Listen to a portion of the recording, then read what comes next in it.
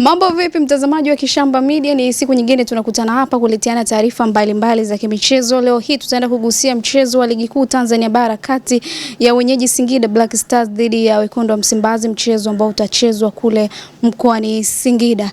Ni mwendelezo wa ligi kuu Tanzania bara, mnyama akienda kucheza mchezo wake 12 akiwa anaitafuta kuimaliza duru ya kwanza ya michezo ya ligi kuu Tanzania bara. Mimi ni binti Po Imelda Po, mwenzangu ni George Magunga. Tutakuwa wote hapa tuhakikishe tunakuletea kila kitu ambacho unatamani ukifahamu kwenye mchezo huo, lakini kubwa ni kuhusiana na safu ya ushambuliaji wa Wekundu wa Msimbazi. Wamecheza michezo mitatu ikiwemo mchezo wa dabi ya Kariakoo, lakini pamoja na mchezo wa FA wameweza kufunga mabao mawili. Kwenye michezo mitatu wamefunga mabao mawili. Sasa nitazungumza naye hapa mchambuzi atuambie kuhusiana na hilo. Ipi tofauti kati ya safu hii ya ushambuliaji ambao kwa mwezi Januari ama dirisha dogo la usajili waliweza kufanya mabadiliko makubwa kwenye eneo hilo, ama wachezaji wakaweza kuondolewa na wakaweza kuletwa wengine. Ipi tofauti kati yao waliopo sasa hivi wakina Aliomba pamoja na wengineo na ile safu ya ushambuliaji ambayo ilikuwa inaongozwa na kina Aua pamoja na Mkwara ambaye alikuwa ndani ya kikosi cha Wekundu wa Msimbazi. Niko naye hapa, tutaenda kuzungumza mengi. Endelea kuifuatilia Kishamba Media kwenye YouTube channel yetu ni Kishamba Media, pamoja na mitandao mingine yote tunafahamika kwa jina moja tu, Kishamba Media. Morris Kasim yuko upande wa nyuma kamera, na mimi binti Po naenda kuungana na mchambuzi kijana wa vizazi hivi George Magunga, tuambie kuhusiana na mengi ambayo tumezungumza. Mambo vipi? Mambo fresh kabisa. Mambo yanaenda? Namshukuru Mwenyezi Mungu kabisa.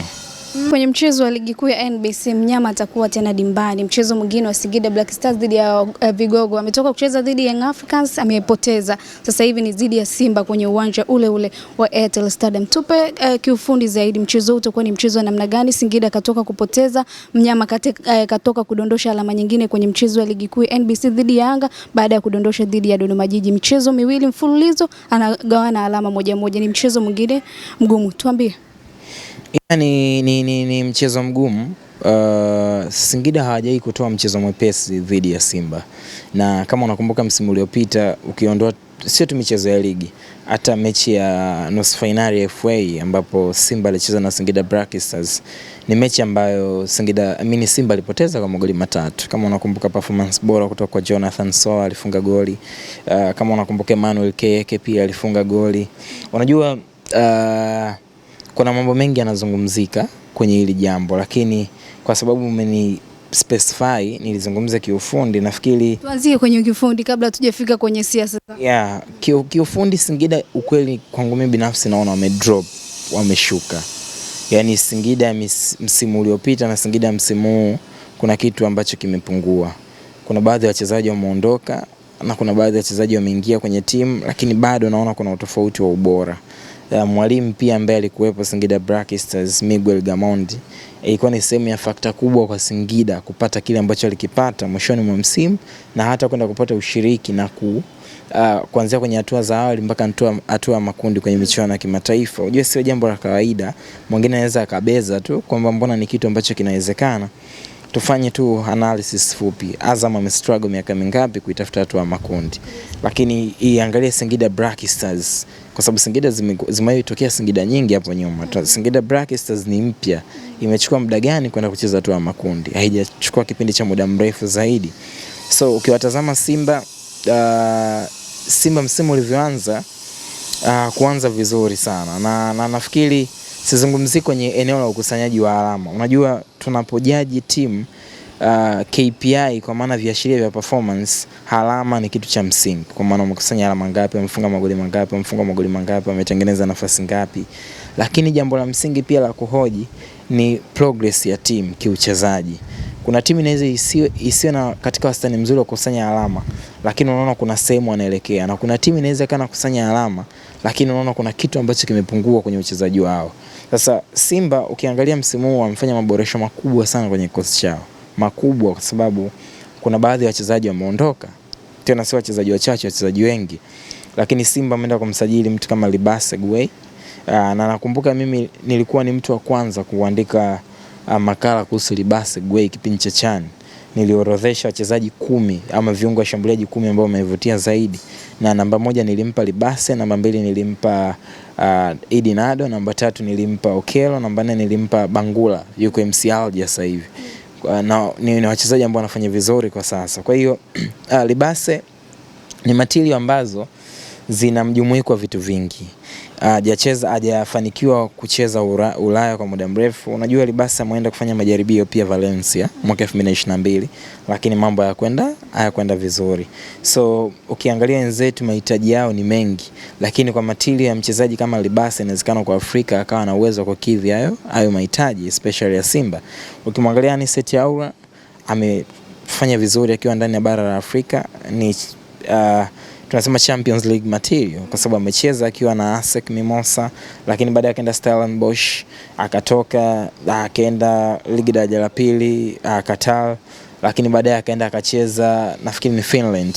Kwa mtu mpaka ameenda kucheza ligi kuu Finland na mpaka anajiunga na Simba, Anicet Aura alikuwa amecheza michezo 5 ya mwisho ambayo alicheza kwa dakika 90. Changamoto kubwa ambayo alikumbana nayo ni hilo jeraha ambalo alipata, na ukweli ambao watu huwa wanaupinga, lakini mimi naamini ni ukweli uliokuwa wazi. Ligi zote duniani zimetofautiana uzito, dada yangu. Kuna mchezaji ambaye anaweza akasurvive Uingereza ndani ya Premier League, akashindwa kusurvive Premier League, lakini akaenda akasurvive Italia. Kwa nini? Ni kwa sababu ya uzito wa zile ligi, kuanzia kwenye kasi, matumizi ya nguvu. Ukiangalia mfano ligi za wenzetu, kasi ni kipaumbele cha kwanza. Huku kwetu ndo tuna advance. Bado ligi zetu hazina intensity ya juu sana, kwa maana ya uzito wa kasi, nguvu na matumizi makubwa ya maarifa uwanjani.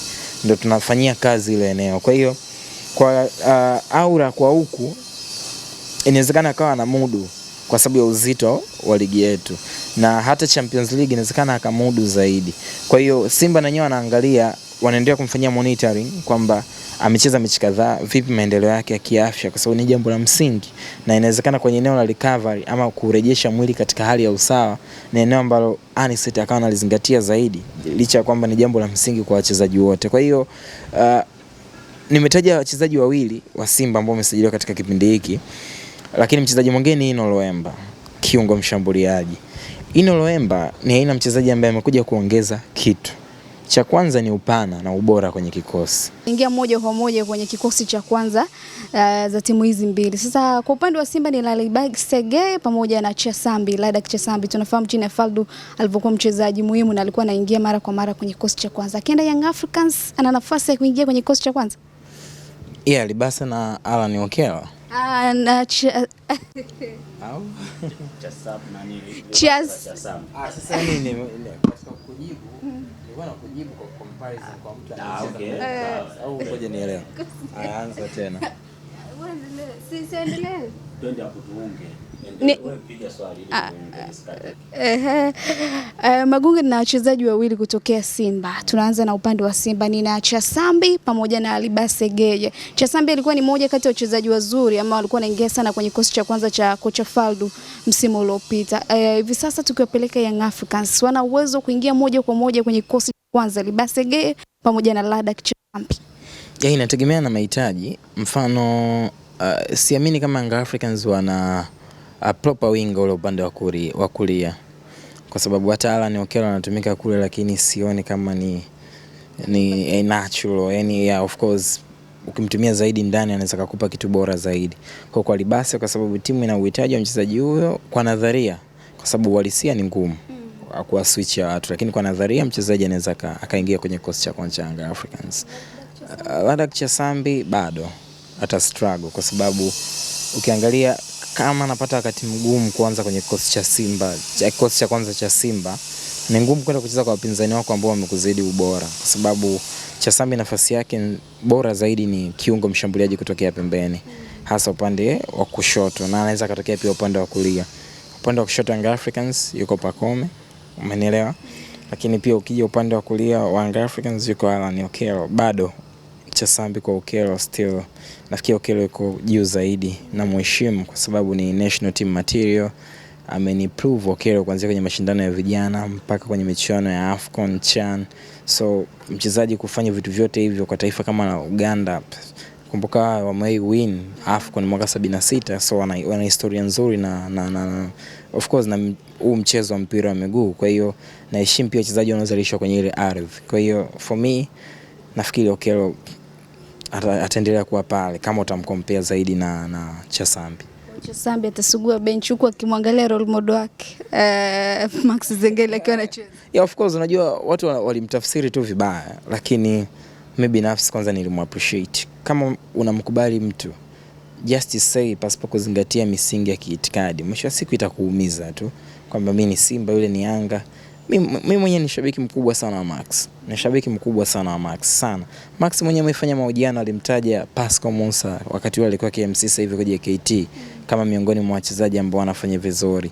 Inawezekana shabiki JKT lakini nakubali kazi ambayo anafanya Ali Msengi kwenye eneo la kiungo. Unanielewa?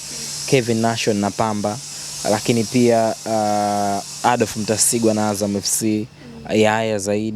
Kwa kuna wakati appreciate tu na ni uhuru wa mtu, ana uhuru wa kutoa maoni yake kutokana na kile ambacho anaamini ni sawa na akiwezi kuleta athari kwa mtu yoyote ama upande wowote ule. Sawa, tugeukie kwa upande wa Young Africans. Kuna Farid Musa Maliki, tunafahamu mchango wake mkubwa hata kwenye national team kipindi akiwa anapata nafasi, amecheza vizuri, lakini kwa hivi sasa tunamuona ni ngumu sana hata kumuona bench akiwa ndani ya kikosi cha Young Africans. Lakini pia kuna Pacome Zouzoua. Hao nao tukiwa switch kwanza kwenye first 11 kwenye mchezo wote.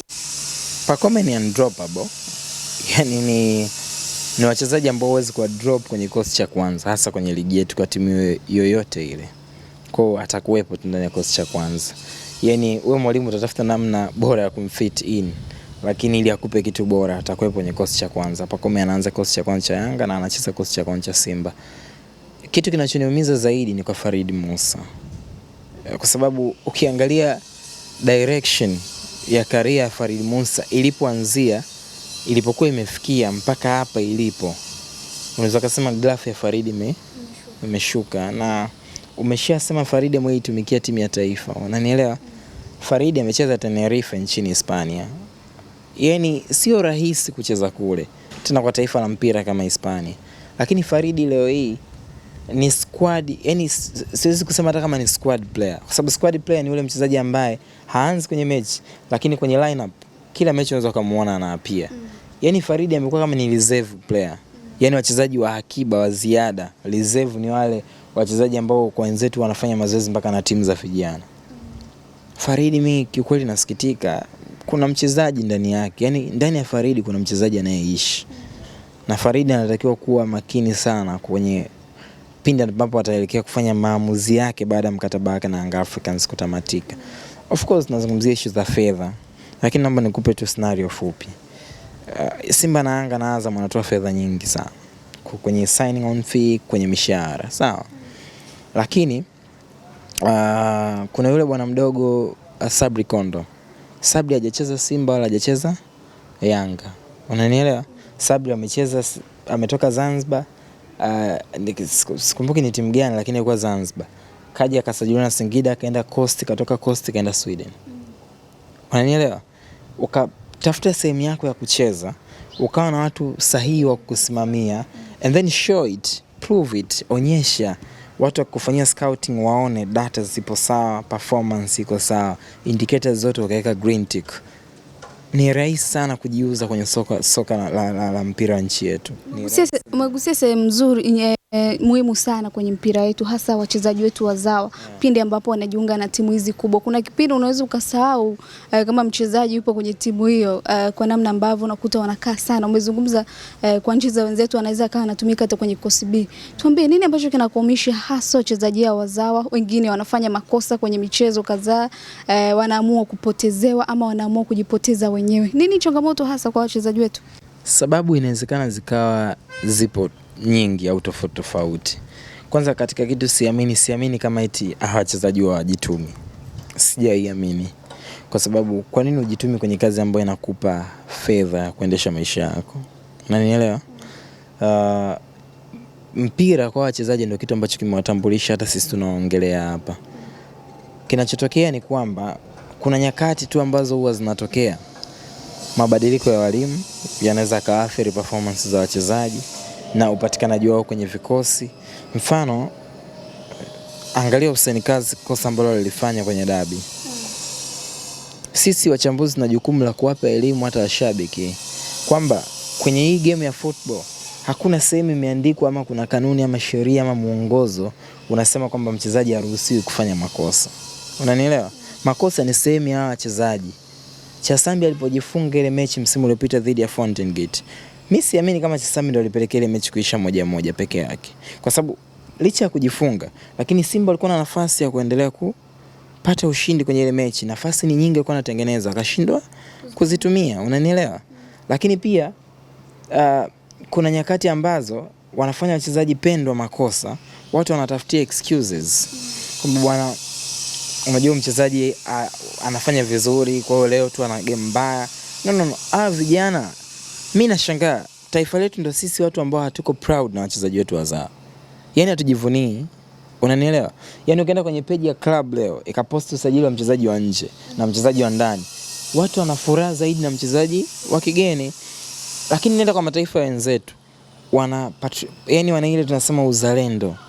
Wanapenda vya kwao kiasi kwamba hata wewe mgeni ukifika unajiuliza kweli nimekuja ugenini. Unanielewa? Lakini hapa wageni tunawatreat kama wafalme. Of course sio kwamba tustahili kuwapa heshima na upendo, tunastahili kufanya hivyo. Lakini kuna ufalme ambao tunawapa hawa nyumbani hatuwapi.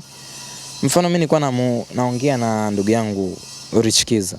Nikamwambia Simba wamewapa wachezaji wa kigeni magari waliosajiliwa. Lakini ni wachezaji pekee wa kigeni wamesajiliwa Simba kwenye dirisha lililopita la usajili. Wakina Chasambi wameingia pia kwenye timu. Unanielewa? Kwa nini hawapewi magari? Sio msimu huu walivyoingia. Sasa yani mwingine anaweza kaja na hoja wale hawana usafiri. Unanielewa? Before kwani Simba walikuwa na utaratibu wa kutoa magari? Inawezekana walikuwa na utaratibu kwa mikataba, lakini sio kwa kila mchezaji. Kwa hiyo hata wachezaji wazao wakifanya vizuri tuwa reward. Sisi ni wepesi sana kuzingatia vitu vya watu wengine. Yaani tunapush agenda za watu wengine, wachezaji wa kigeni sana. Tunasahau wachezaji wetu. Yule Chasambi taifa itakiwa kumkumbatia. Farid Musa Malik. Unanielewa? Kuna wachezaji wengi wa kizao. Mimi naweza nikakwambia Idinado ni miongoni mwa wachezaji ambao wapo kwenye top 3 mawinga ambao wanafanya bora nchini. Wanafanya vizuri kwa sasa nchini. Idinado yuko pale. He there. Lakini kaangalie watu ambavyo mimi naweza nikakwambia kwa hiki anachokifanya ndani ya ligi yetu Idinado. Libasa inawezekana Anicet bado hajafikia hicho kitu. Hata Mpanzo hajafika. Kuna msimu Idinado alihit numbers za kutosha. Unanielewa? Inabidi wafike pale. Tusiwa praise kwa sababu ya skills, tuwa praise watu kwa sababu ya hatua.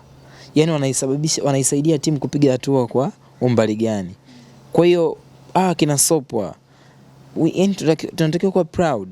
Umeelewa? Akina Kevin Nation, wale ni wachezaji ambao sisi tunatakiwa tuwakumbatie, tuwasaidie.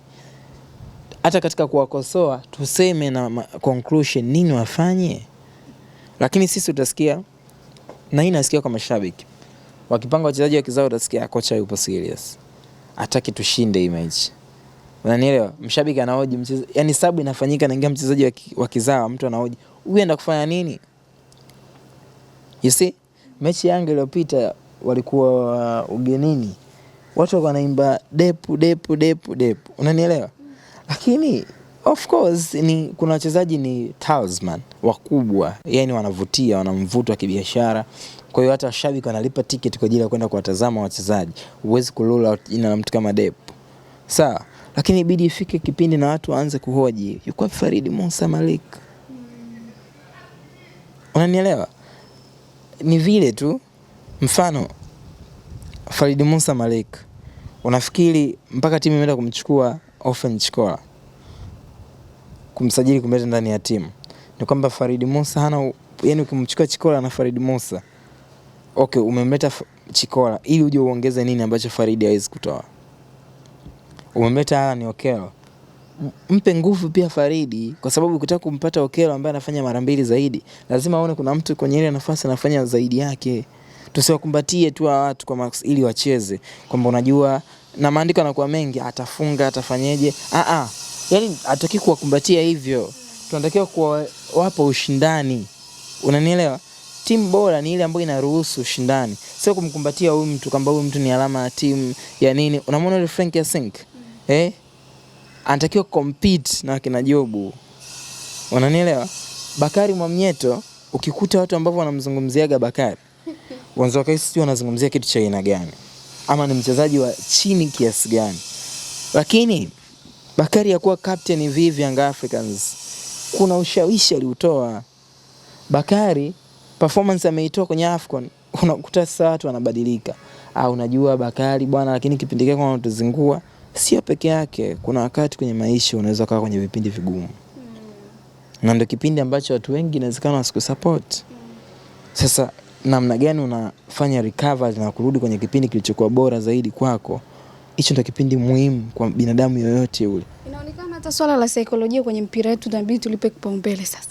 Psychology, uwezo kuseparate psychology na uwezo wa wachezaji kuperform uwanjani.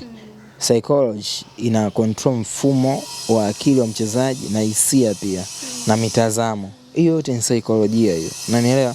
Ukitenganisha maeneo mawili, kuna kitu kinakuwa kipo sawa sawa. Eneo ambalo mimi nakuelewa wewe ni kuwa na hata wachezaji pia. Sio lazima timu. Wachezaji wanaweza kawa na waajili pia watu wa psychology wawasaidie.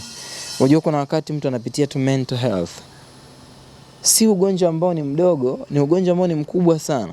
Na watu wengi wana matatizo ya huo ugonjwa, afya ya akili. Afya ya akili sio tafsiri yako sio kwamba ni kichaa. Unajua tunashindwa kuelewa. Ni kwamba unakuwa na matatizo ambayo kuna wakati unafanya vitu ambavyo si vya kawaida. Hata unajishangaa, unahitaji treatment. Unanielewa? Na wakati mwingine kuna magonjwa unahitaji dawa tu au sindano. Unahitaji mtu ambaye atakuweka sawa kwenye mfumo wako wa akili ili uanze kufikiria vitu chanya, maono yako yawe katika mwenendo mzuri.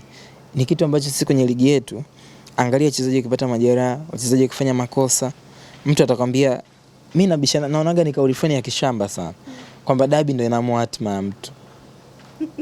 Kwa soka letu sasa. Naonaga ni kauli fulani na unakuta kuna watu kabisa wazoefu wamekaa miaka mingi kwenye mpira wetu wanakwambia hivi. Ndio inawezekana imeifanya hivyo na inafanya hivyo. Lakini tuondoe hii dhana. Kwa sababu sasa inawatesa wachezaji, yani kama mchezaji anaenda kwenye dabi, hata kama alitakiwa kuwa na uhuru wa perform, kutokana na zile pressure anajikuta anafanya makosa. Unanielewa? So ni mentality ambayo mimi siipendi. Yani kuna sehemu tufike, tubadilike na tujivunie. Sawa? Hawa wachezaji wa kigeni wanaokuja kwa sasa ni kwa sababu kuna kazi kubwa zao walifanya mpaka ligi yetu ilipofikia. Hii ligi zamani ilianza na wazawa, kuna kazi walifanya. Kwa bahati mbaya sana, kuna kitu tunakiita empath. Yani kuelewa hisia za mtu mwingine. Unanielewa? Au tabia. Hawa wachezaji wengi, mimi kuna muda huwaga siwalaumu sana kwa sababu ya mazingira ambayo wamepitia. Watu wengi wametoka kwenye familia za kimaskini. Hawakuwa tena na nafasi ya kwenda na kujiunga na academies hizi, kulipia kipato wajiunge, wacheze, wafundishwe mpira. Wengi wanacheza mpira kwa sababu ya vipaji ambavyo Mungu amefanyaje? Amewapa. Lakini kwenye mpira kuna shule pia ambayo mchezaji lazima aipate. Namna ya kucheza, namna ya kujieleza, kufanya mahojiano na waandishi. Sisi wachezaji wetu wengi hawajapita huko na huwezi kuwalaumu. Sio kwa sababu hawakutaka kupita, kuna mifumo ya kimaisha iliyofanya wasipite. So namna gani tunaweza tukanufaika na hichi kidogo ambacho anakitoa licha kwamba wana changamoto nyingi kwenye career zao. Kwa hiyo tuheshimu, kuna muda vitu tuheshimu, ni vitu vya msingi sana.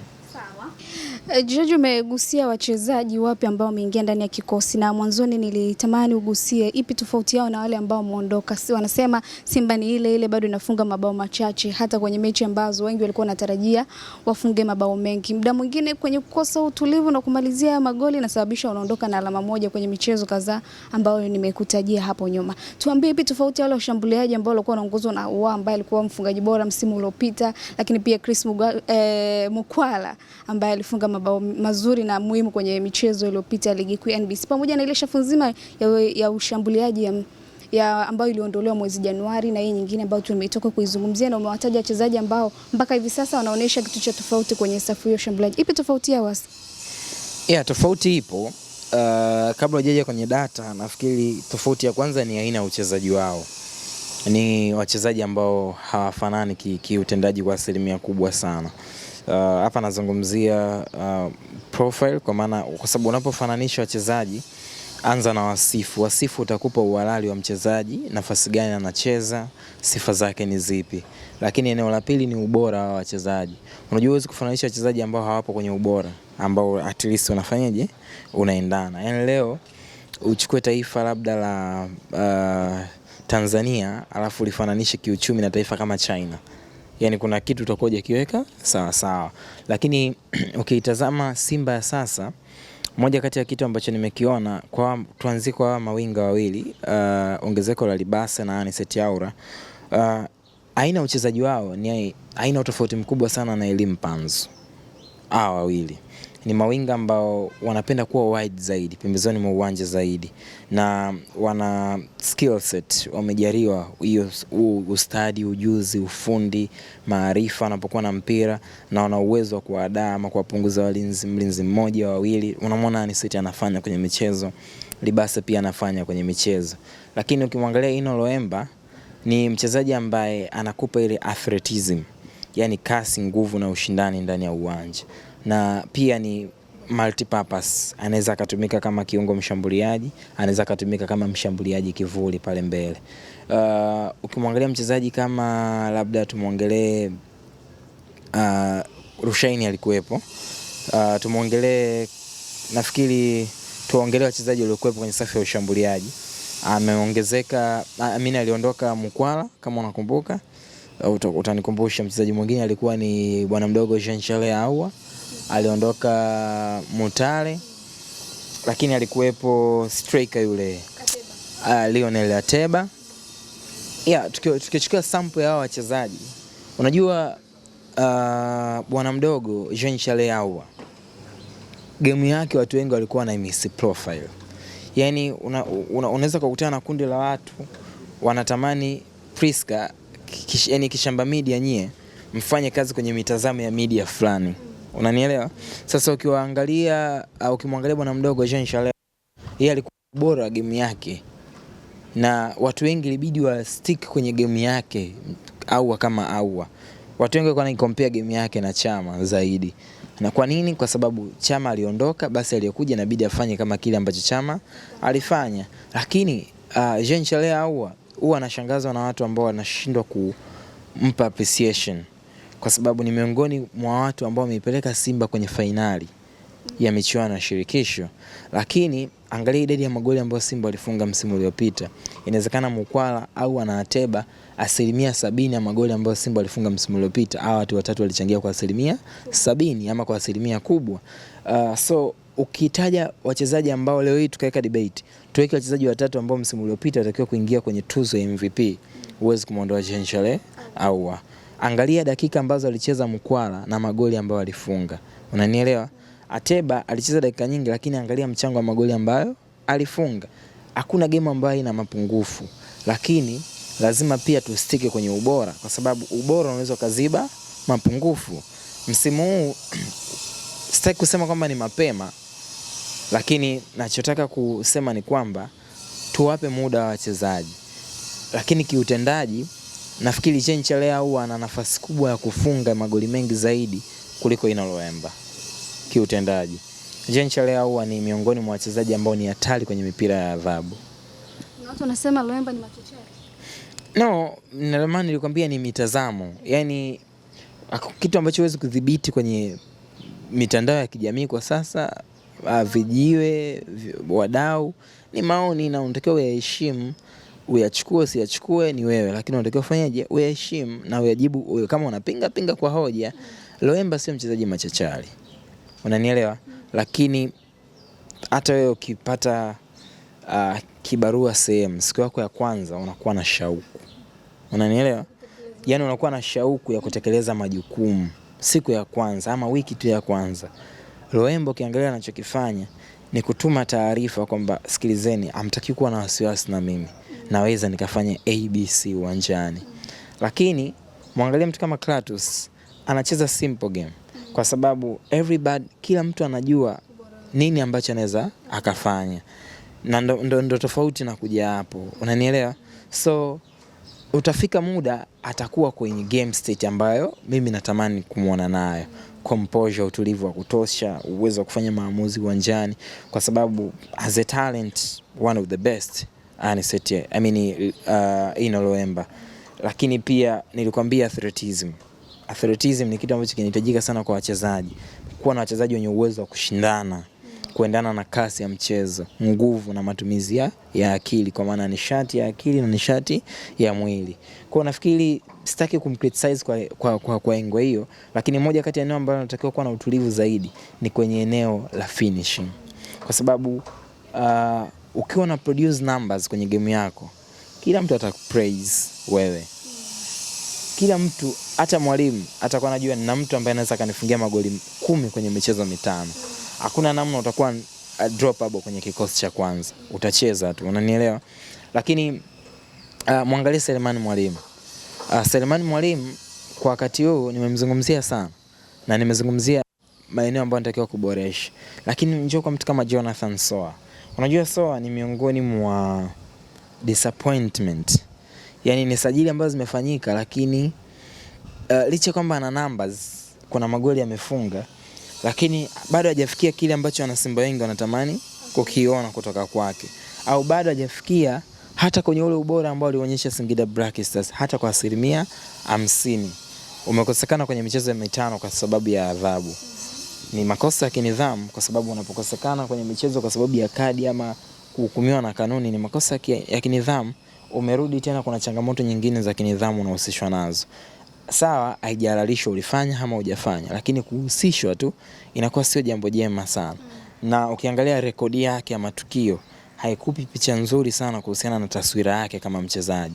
Kwa hiyo huu ni wakati wa yeye kujua kwanza ni international player. Na kwa bahati mbaya wachezaji wa kigeni sisi hapo wapo kikanuni.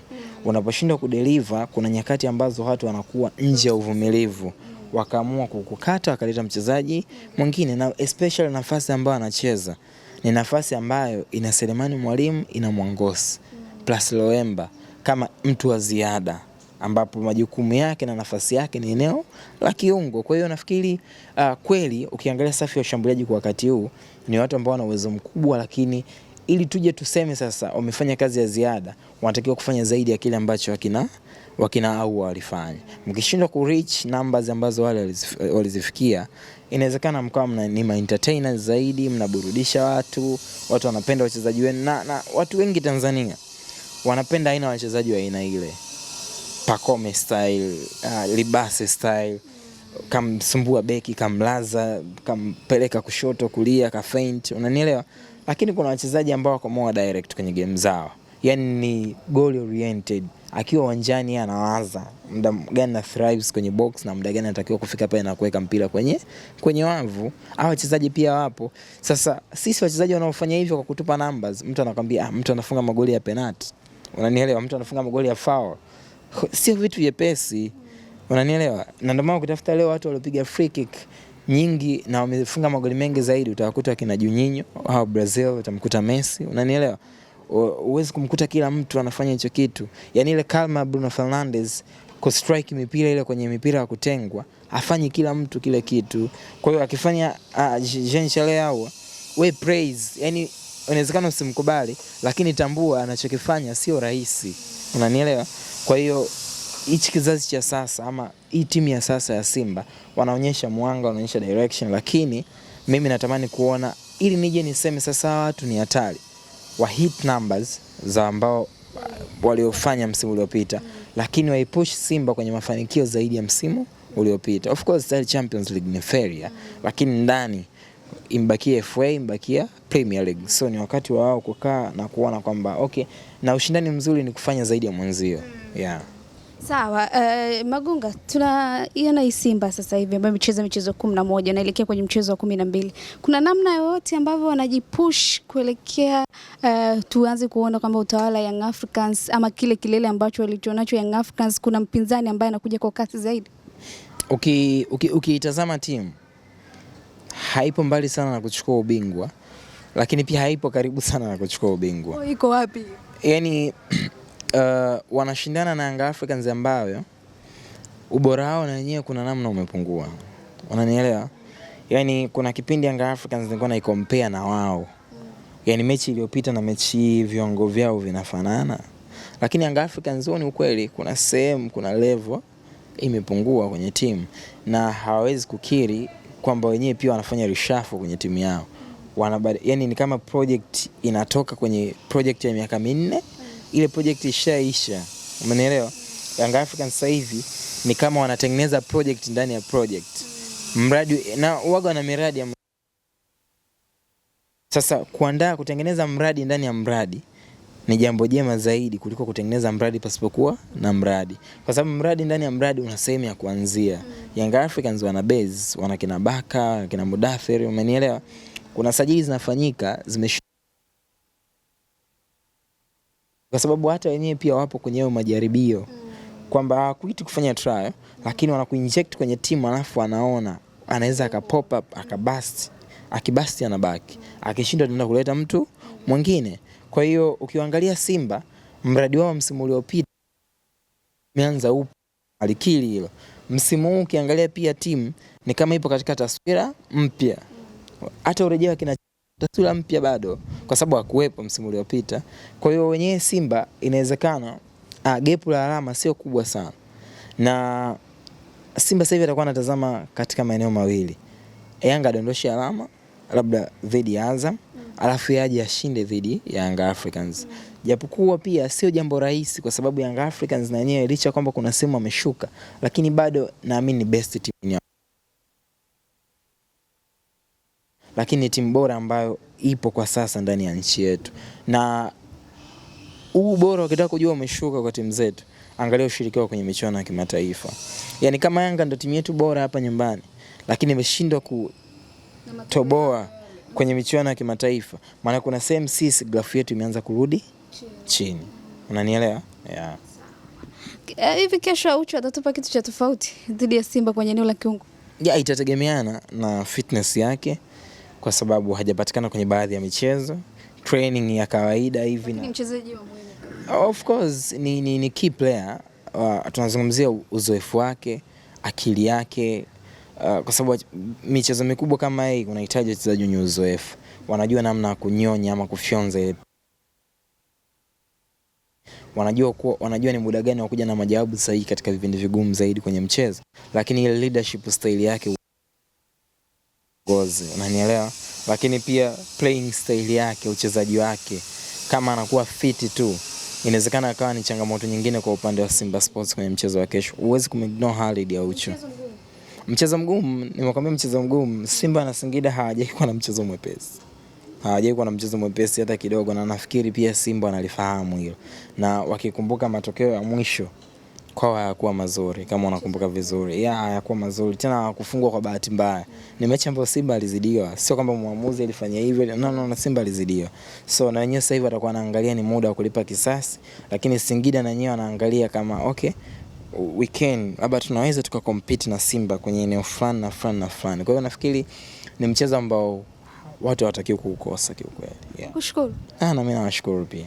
Sawa, mtazamaji wa Kishamba Media, huyu ni George Magunga. Tuko tunagusia kuhusiana na mabadiliko ndani ya kikosi cha Simba, lakini pia tumegusia mchezo wa ligi kuu NBC kati ya Simba dhidi ya Singida Black Stars, mchezo ambao utachezwa hiyo kesho. Endelea kufuatilia Kishamba Media, bado tutaendelea kusogezea maoni ya wadau wachambuzi kutaka kufahamu nini ambacho kinaendelea kwenye ligi yetu pamoja na maoni mbalimbali kuhusiana na michezo mbalimbali hapa nyumbani Tanzania. Binti Po Imelda Po, mwenzangu ni Morris Kasim. Endelea kubaki na Kishamba Media.